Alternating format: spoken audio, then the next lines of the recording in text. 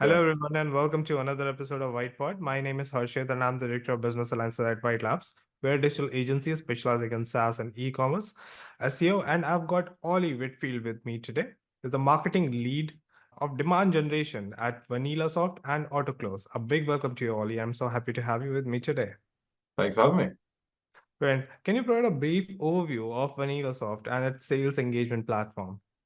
Yeah, so simply put, a sales engagement platform is something that salespeople use to do their calling, do their emailing, and occasionally SMS, occasionally other things. But in the bulk, that's what it is. So instead of picking up your phone and dialing a number, you click a button and it goes to your headset and so on. And there's a lot of people in the space. Our kind of theory is that a lot of the time a person can do whatever they want, but it's their unconscious decisions. What strategies or approaches have been recently proven effective in exceeding your demand generation lead commitments for both VanillaSoft as well as AutoClose? If you call it a strategy, but I try to take inspiration from places that are not where I do my work. So, for instance, if I want to do a podcast, I don't take inspiration for podcasts on other business ones. Okay. Much of this just becomes ever more true as we go along. Every blog, they're all the same. Every company's podcast, pretty similar. I try to do something really different, and obviously, it can't be crazily different that it doesn't make any sense or if it doesn't belong in business. But I don't like much TV. I watch a lot of YouTube videos, so I take inspiration from what's popular there. Now on YouTube, a lot of the popular content is challenge sort of style content. So it's can you, I don't know, call 10 people in a minute. I know I made that up out of nowhere. You probably can't, but it's that style of content as opposed to how to call 10 leads, right? Really basic. Anyone can write that. Any AI can write that.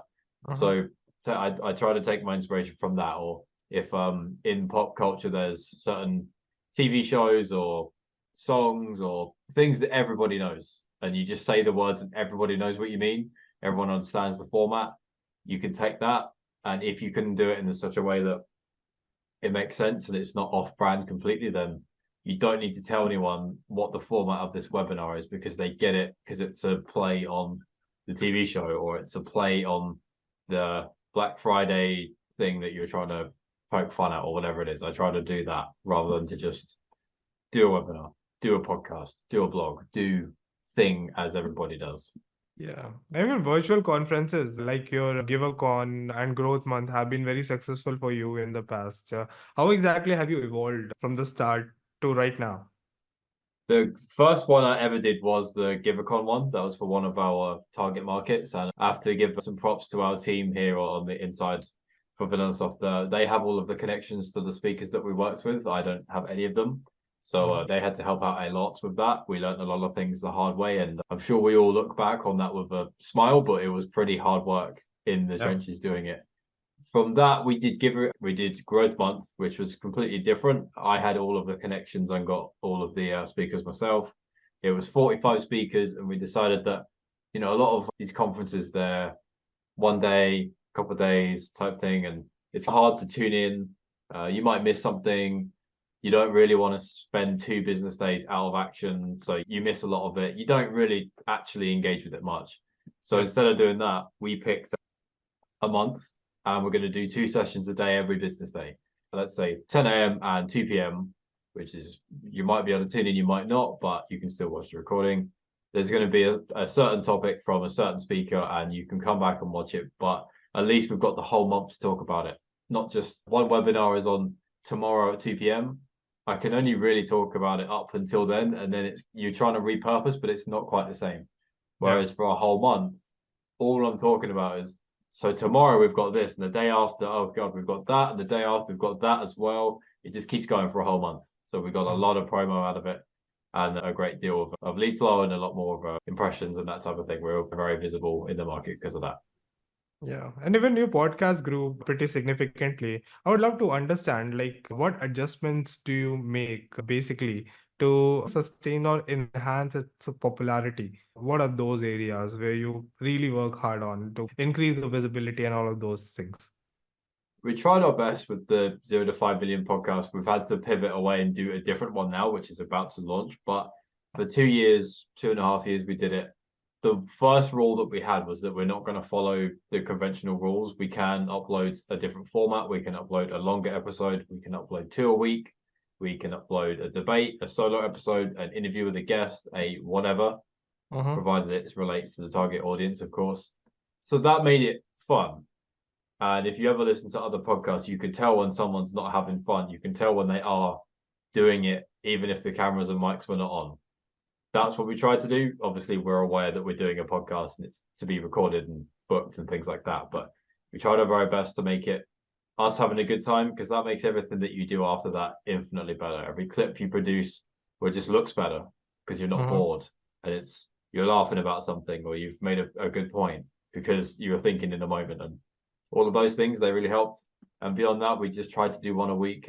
We sometimes did more, took a couple of weeks off over the holidays and those things as you do, but it was, let's just not be what everything else is in the market, which is yeah, I agree, great point, next question type podcast. There's a lot of that, and that's fine, but we wanted to try and see if we could do it a little differently, me and my co-host. Okay. And if you have to rank top 3 channels that's working really on your favor with respect to your lead generation, what would those be? Google Ads will be one. I would say Google Organic, but I don't oversee that on my team, so I can't take credit for that at all. But that would be a big one for the company that I work for. After that, email marketing has been pretty good. We're able to do some things with that. And after that, events, in-person things or virtual have been pretty useful too, just to get in front of new people that we haven't met before. Okay. Email marketing is getting really tough, man. With the recent updates, Gmail had an update, Yahoo, Bing, everyone is, being very strict with respect to the rules. So cold outreach is becoming very difficult.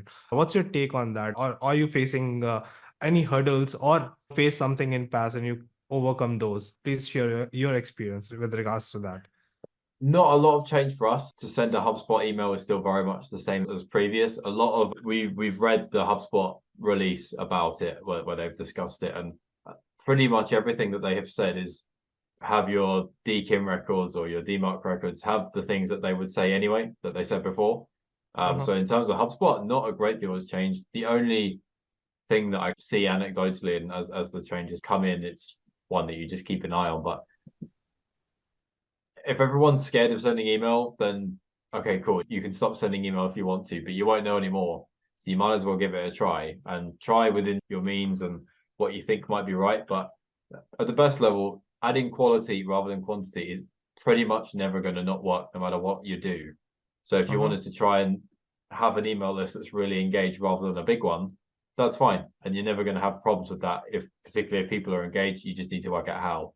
So if there's a pivot, that's the one we'll make. Thank you. All right. And I'm sure like content marketing, because you're leveraging so much, is one of the biggest areas that your team must be working on. Would love to understand your approach towards content marketing, what that typical process looks like within your organization. Yeah, a lot of people, a lot of work all at the same time on different channels. One thing we're trying our very best to do in the last few months and now for the rest of this year is that we don't just make blogs every week because we need to make blogs for the obvious reasons. It's more that if we make a podcast about it, all right, let's not have to make a separate blog. Let's use a transcription tool so that it's easy to generate a blog out of that. And then we didn't have to work as hard. And then the ebook that we want to make, let's never make an ebook from scratch. We're going to have to say, let's have these 10 blogs, and the 10 blogs combined make the ebook. It's a lot of, let's just not work as hard as we maybe did before or could if you didn't think harder about it. That's our main thing. It's whatever mediums we need is fine. We can just always find a way of reusing each other. Even a blog, why couldn't I just read out a blog and make it like an audiobook? Why couldn't that be a thing? No marketers in B2B do audiobooks. Why? I don't know. Maybe we could upload it as a podcast of just the stream of things that we produce. Maybe it wouldn't work, but I haven't seen anyone try. So it's a few things like that. Oh, that's interesting, man. I would love to know, because looking into your recent webinars, could you share insights for one that really stood out in terms of the impact or lesson learned, and how do you measure the success of your webinars? Basically, I would love to know those KPIs as well. Normally, it's not a brilliant answer, but it's just how many register for it. We usually see a pretty standard number of people or a percentage who will come to it. It's normally about the same. So that if it increased, that's good. If it stays the same, I guess that's good too. Any time that I hear just a message from somebody who watched it, that's normally a big indicator that other people enjoyed it as well. Most people don't take the time or effort or remember to do something like that because they don't have to at all. But infinitely bigger signal if they then do.